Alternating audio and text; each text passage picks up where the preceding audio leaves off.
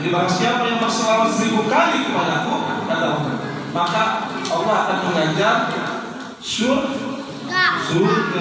Mau nggak kita masuk surga? Kita perbanyaklah sholawat. Inna awlan nas yaumil qiyamah akhruhum alayya sholatan. Kata Nabi, inna awlan nas, sesungguhnya seutama-utama manusia, inna awlan nas yaumil qiyamah, yang paling dekat denganku, kata Nabi, di yaumil akhir, di yaumil qiyamah, yang paling dekat denganku, yaitu yang paling banyak membaca sholat. Maka kita harus gemar membaca sholat. Allah saja berfirman di dalam Al-Quran, Faqala ta'ala, innallaha wa malaikatahu yusholluna 'alan nabi. Sesungguhnya Allah dan para malaikat itu bersalawat kepada Nabi.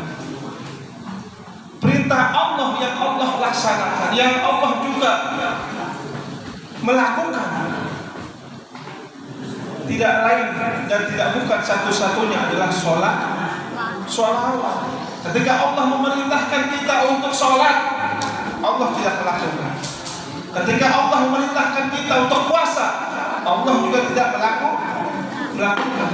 Dan seterusnya. Tapi ketika Allah memerintahkan kita untuk bersolawat, Allah sendiri yang mencontohkan. Qala ta'ala, innallaha wa malaikatahu yusholluna 'alan nabi. Ya ayyuhalladzina amanu shallu 'alaihi wa sallimu taslima. Maka wahai orang yang beriman, ucapkanlah sholawat dan salam penghormatan kepada baginda Nabi Muhammad sallallahu alaihi wasallam. Ada satu cerita, ini satu riwayat luar biasa ini. Ada seorang pemuda yang ahli sholawat, tapi saat itu ia terlilit hutang.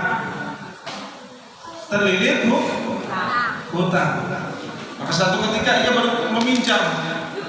bermaksud untuk meminjam kepada seorang saudagar. Hutangnya itu sebanyak 500 dinar. Hutangnya sebanyak berapa? 500 dinar. Berapa tuh kalau diduitkan di rupiah? Ada yang tahu nggak? 1 dinar berapa? Banyak ya? Iya.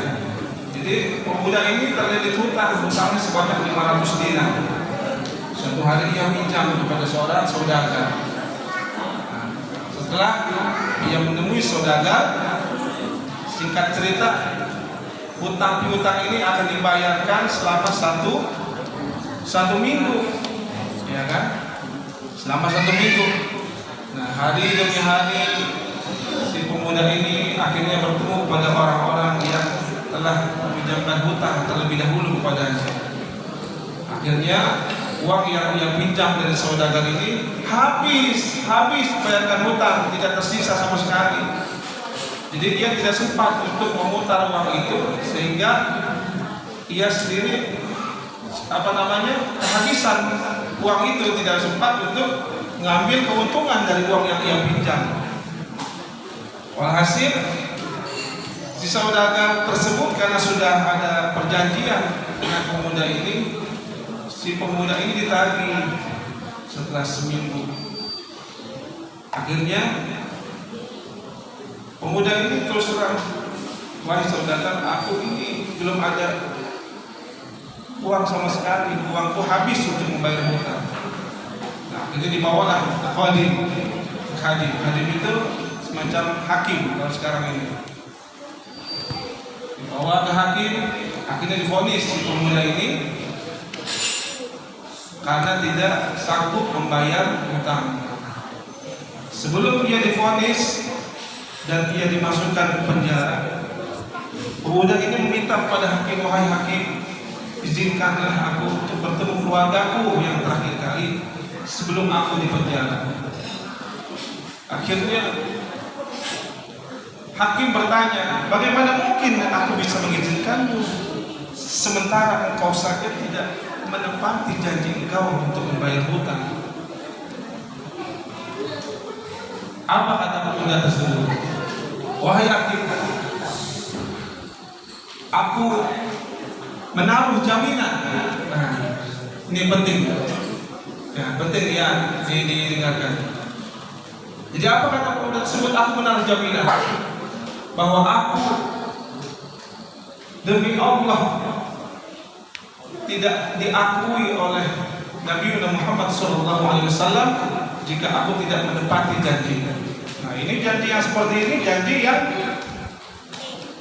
luar biasa. Jadi seorang mukmin ketika diberikan satu janji yang seperti itu harus ini bergetar hatinya. Karena ini jaminan Rasulullah.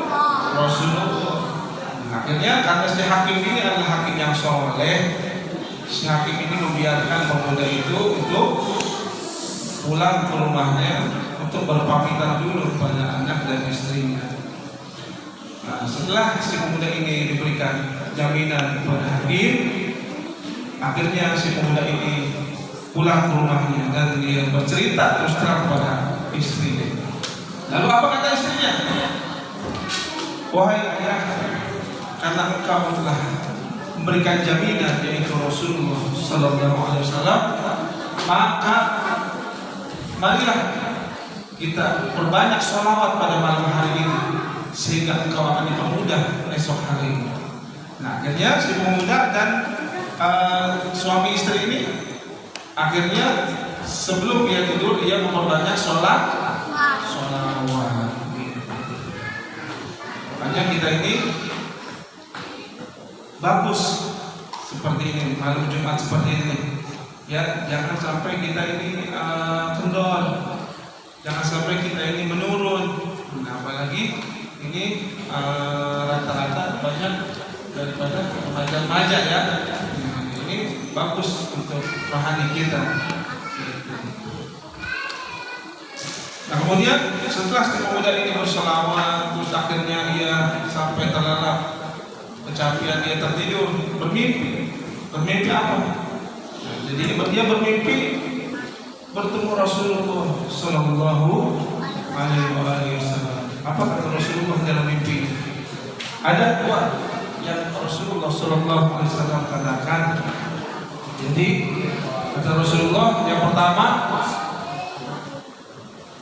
katakanlah kepada Khalid yang alim itu, yang ahli sholawat itu, bahwa sholawat yang 1000 kali yang ia bacakan, ketika ia bacakan ia ragu di dalamnya, katakan bahwa sholawatnya sudah mencapai 1000. Ini kata Rasulullah pada si pemuda tersebut. Jadi untuk disampaikan kepada hakim. Yang kedua apa? Yaitu jika aku ditolong olehmu, maka Rasulullah akan menolongmu di yaumil akhir. Makanya tadi dikatakan inna awlan nasi yaumil qiyamah aktsarhum alayya sholatan. Sesungguhnya seutama-utama manusia yang paling dekat denganku di yaumil akhir, kata Nabi, yaitu yang paling banyak membaca sholawat. Gitu ya. Jadi sholawat ini penting. Akhirnya setelah dia besok bangun, dia langsung menghadapi hakim. Dikatakanlah apa yang diceritakanlah apa yang telah ia impikan bertemu Rasulullah Sallallahu Alaihi Wasallam. Nah, si hakim ini akhirnya terkejut. Bagaimana mungkin mimpi itu bisa sama dengan yang ia lakukan, gitu kan? Bagaimana mungkin si pemuda itu tahu bahwa hakim itu bersolawat 1000 kali dalam keraguan? Tapi Rasulullah yang mengingatkan bahwasanya sholawatnya itu sudah mencapai 1000. Nah, akhirnya si hakim ini yakin bahwa ini adalah benar. Yang kedua, dia menyampaikan bahwasanya jika engkau menolongku wahai hakim, maka engkau akan ditolong oleh Rasulullah Sallallahu Alaihi Wasallam. Akhirnya apa? Saking gembiranya si hakim ini, ia memberikan 500 dinar dari Baitul Mal kepada si pemuda tersebut yang ahli sholawat ini. Dan saking ia gembiranya, ia menambah lagi dari uang pribadinya 2.500 dinar. Ini riwayat sahih. Nah, jadi ini bisa jadi acuan buat kita, bisa jadi penyemangat buat kita bahwasanya sholawat ini adalah rahmat. Sholawat ini penting, bisa juga kita jadikan zikir. Bahkan doa, satu doa tidak akan naik ta'arus, tidak akan terkabul tanpa diiringi dengan sholawat. Ya, makanya saking cintanya Allah Subhanahu Wa Taala, dalam hadis qudsi Allah mengatakan kepada Nabi Muhammad SAW, laulaka ma khalaqtu aflaq. Tidaklah kuciptakan bumi langit, tidaklah kuciptakan bumi langit beserta semua isinya ini, melainkan menciptakan engkau ya Muhammad.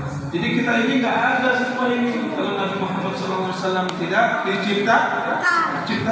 Karena Nabi Muhammad adalah kekasih Allah. Cukup ya? Cukup. Ini udah malam. Tapi alhamdulillah kita semua dapat ya, zikirnya dapat, sholawatnya dapat, nah, terus ceramahnya juga dapat. Jadi saya mohon maaf sekali lagi, sebelum ditutup doa saya mohon doanya, mohon suratul Fatihah dibacakan untuk orang tua saya yang dalam keadaan sakit ya. Mohon keikhlasannya kepada teman-teman sekalian yang di sini hadir, baca suratul Fatihah kepada orang tua saya yang dalam keadaan sakit. Mudah-mudahan Allah angkat penyakitnya, Allah sembuhkan penyakitnya, Allah sehatkan beliau, Allah berikan beliau rezeki. Amin amin rabbal alamin. Hadirin mu'amil salih ala nabi Mustafa Muhammad Rasulullah sallallahu alaihi wasallam wa ala alihi wa ashabihi wa azwajihi wa auladihi wa dhurriyyatihi wa ahlihi kiram. كل الشكر لنا ولكم الفاتحة.